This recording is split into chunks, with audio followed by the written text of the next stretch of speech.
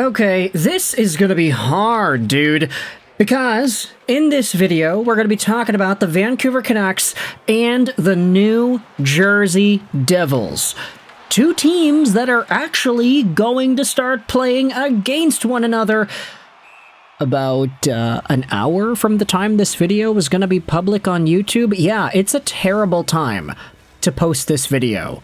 But I feel like it may be the only appropriate time to make a commentary like this. I'll address the elephant in the room. Yeah, this is like the 7th or 8th straight video on this YouTube channel that alludes to or touches over or talks about former Vancouver Canucks captain and current Minnesota Wild defenseman Quinn Hughes in a row. We've been talking about this guy all weekend long, and it's for good reason. Firstly, gets a lot of YouTube views, and secondly, people are not going to let this trade die down. At least any time over the next few days. We are going to continuously get radio hits, audio commentaries, pieces of info trickling in from all over the hockey world that ignite brand new conversations and angles that I think we need to explore. And for the New Jersey Devils, this is where we dive into what exactly seemed to have gone down, because not only did Elliotte Friedman on yesterday's Saturday headlines go out there and spill the truth about the whole situation, but we also had word from Minnesota's local beat reporter Michael Russo that apparently Quinn Hughes might have actually not wanted to go to New Jersey. Yeah, that's a big bomb in itself, isn't it? Anyways, let's start things off with what Elliotte Friedman said on the Saturday Headlines broadcast. He said on his segment here that Quinn Hughes told the Canucks last month, sometime around or after American Thanksgiving, that he was not going to re-sign with the Vancouver Canucks. And it's really funny, because around American Thanksgiving is when we started to note that A, Quinn Hughes stopped scoring points. He went on a pretty bad pointless streak where not only was he not scoring, but he also was looking pretty ineffective. But you also started to see clips circulating the internet around this time that, hey, Quinn Hughes is starting to give up on certain plays. He's starting to just be lazy and lackadaisical in the offensive zone on the power play. This is a guy who is playing like he is checked out. And the timelines fit very well. That one clip against San Jose, Hughes is the GOAT, went out there and said, hey, wait a minute. This clip of Quinn Hughes lollygagging, lackadaisically coming back and not doing much, this clip was from a game after American Thanksgiving, which would have been roughly around the time Quinn Hughes and his party told the Vancouver Canucks that, hey, my client's not signing here long term. Sorry, it's not happening. And so with that, it opens another layer into the conversation as to whether or not Quinn Hughes, a super competitive guy, one of the most talented hockey players on the planet, and a guy who wants to, from the bottom of his heart down into the depths of the underworld, win. A guy who, unfortunately, was not going to be able to do that with the Vancouver Canucks. It puts him in a spot where, hey, he is not playing all too well and he doesn't look engaged. We started talking about his body language. He doesn't look like a guy who is committed to this team. He doesn't look like somebody who is fighting the good fight on the ice. And then we learn, hey, wait a minute, the guy really wasn't committed to signing here. Surprise, surprise. But he also let the team know that he wasn't committed to signing around that time, which is why Vancouver really got going on the trade talks. They really started pushing it out there, and it's why the deal got done. Also, in that same Elliotte Friedman Saturday Headlines clip, he went out there and talked about how because Quinn Hughes was going to get traded without an extension, which of course he was going to. I mean, unless you waited until July 1st, you wouldn't have been able to get an extension with the guy. But because of the uncertainty with his future, a lot of teams were really scared on acquiring him. The only ones that weren't, in Friedman's opinion, were Minnesota and the New Jersey Devils. Now, this is where things get very interesting, because you had Michael Russo, Minnesota Wild beat reporter, he's on The Athletic. He was brought on to Schaefer and Price yesterday afternoon, and he ended up saying this.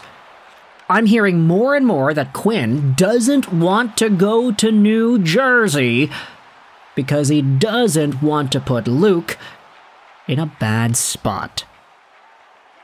And you can spin that into a narrative that I don't think anybody had ever conceived as a possibility up until now. Wait a good golly gee flippin' minute here. There's a chance that Quinn Hughes does not want to go to New Jersey? There's a chance that he takes that pen and he signs the dotted line to extend in Minnesota or wherever else?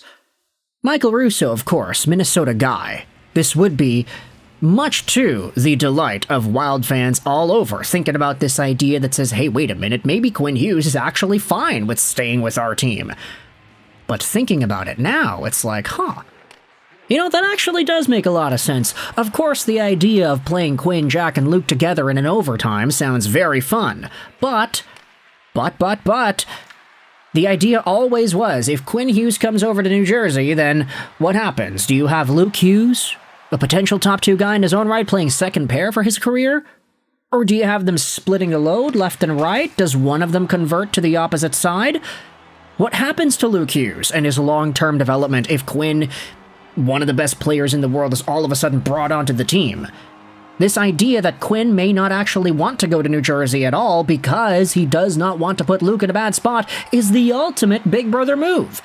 It's like, hey, I don't want to slow down the development of my own flesh and blood here. I don't want my prospering, developing younger brother to get any more obstacles, because if I come onto this team, I will be that obstacle. My guy will never be a #1 defenseman on the left side as long as I'm here. So it does get me wondering, is there actually a chance that these guys play together on the same team that's not a national team at some point? Like, do they all decide to collaborate with another team sometime else down the line? If Luke Hughes is going to develop and become his own guy in New Jersey, do you think at some point, when somebody's contract expires, that's when a third team gets involved and says, hey, we can get all of these guys. We're going to sell our farm team and everybody else because we want to get 3 Hugheses all in the top of their game. If Luke Hughes is given a little bit more time to inevitably become a top pair guy, to the point where maybe he is good enough to play on the right side and you can have Luke and Quinn on the same pairing, then maybe that becomes the new situation. Who really knows?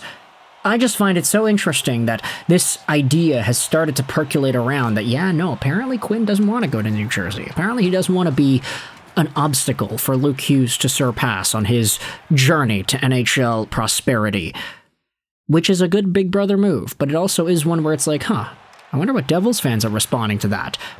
If Elliot Friedman's report is 100% true, that Minnesota and New Jersey were the only 2 teams that were willing to get Quinn Hughes in the first place because they were not scared of his contract situation, then I wonder if Minnesota might have actually overpaid a bit for Quinn. Now, I get that they sent an offer to Vancouver, and that very first offer that they sent was the offer that got the trade done. I get that, but I also do wonder, if Minnesota knew that Quinn Hughes apparently wasn't too hot on going to Jersey anyway, do you think they could have used that as leverage? I mean, the idea always was they want to play together, the brothers want to play together, but does that specifically mean in New Jersey? I don't know at this point. Maybe we just have to wait a little bit before Luke Hughes inevitably becomes the player he could be, before we see these guys come together like the gosh darn Avengers, and they all are at the top of their game. No more development needed, they're all studs. Maybe Jack Hughes needs to play an 82-game season, and then he can be thrusted into that role. Then he can take over the mask. Then he can become Spider-Man.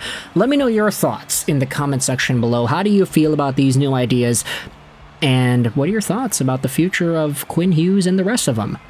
I hope you enjoyed this video. Sign on, and bye.